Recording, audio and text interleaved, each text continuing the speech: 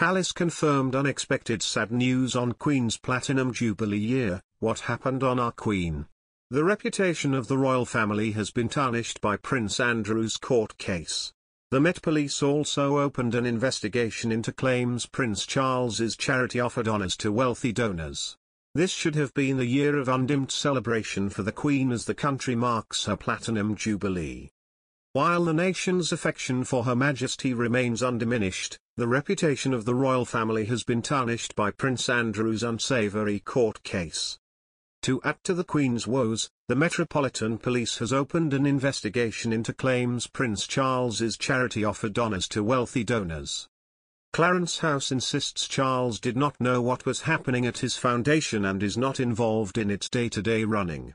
But the revelation is another blight on what should be a momentous year for the House of Windsor. For the royal family to be hit by one scandal is unfortunate, but to be rocked by two in as many days is deeply embarrassing. The Queen described the year of 1992, which saw the separation of Charles and Diana, the divorce of Princess Anne and the fire at Windsor Castle as her annus horribilis. It would be deeply unfair on Her Majesty if the year in which she marks 70 years on the throne turns out to be equally grim. Soaring inflation is another blow to households hit by sky-high fuel bills. Prices are now outstripping wages and the recent increases in pensions and benefits. Rishi Sunak claims he understands the pressures on family finances. But he is still pressing ahead with the national insurance rise this April. If the Chancellor genuinely cares about the cost of living crisis, he would rethink this tax hike and help people more with heating bills. He should also send a clear signal to bosses that workers deserve a rise. Working people should not have to pay the price for this government's economic mismanagement. The Queen's Sandringham estate had to close early on Wednesday due to growing safety concerns. A message displayed on the Instagram stories explained, "Closure notice. Wednesday the 16th of February. Due to the forecast high winds, Sandringham Gardens will close today at 1 p.m, with last admissions at midday. The safety of visitors and staff is our priority. Those visitors with tickets already booked for this afternoon will be contacted and refunded automatically. If you are planning to visit this week, please check before you travel for the latest opening information on our social media."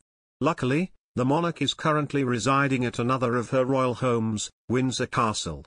However, the severe weather in the form of Storm Dudley has been forecast across the UK, so her Berkshire estate could also be impacted.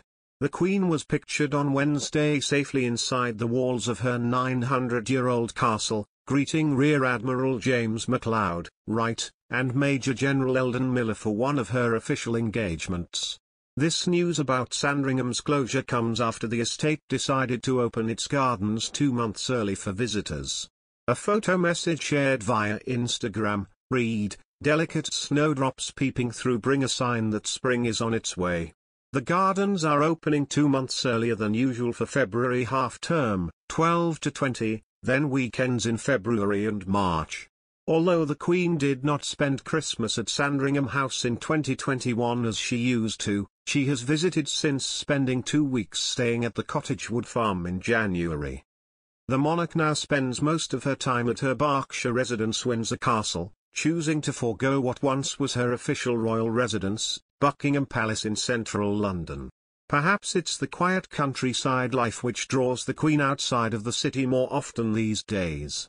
As she attempted to shuffle across the room, she said, "Oh, I am here," chuckling as the two secretaries entered her room.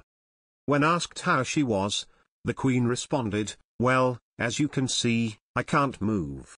She gestured at her feet before shuffling forward slightly and greeting the pair with a handshake. The moment was seen on a video of the meeting. The moment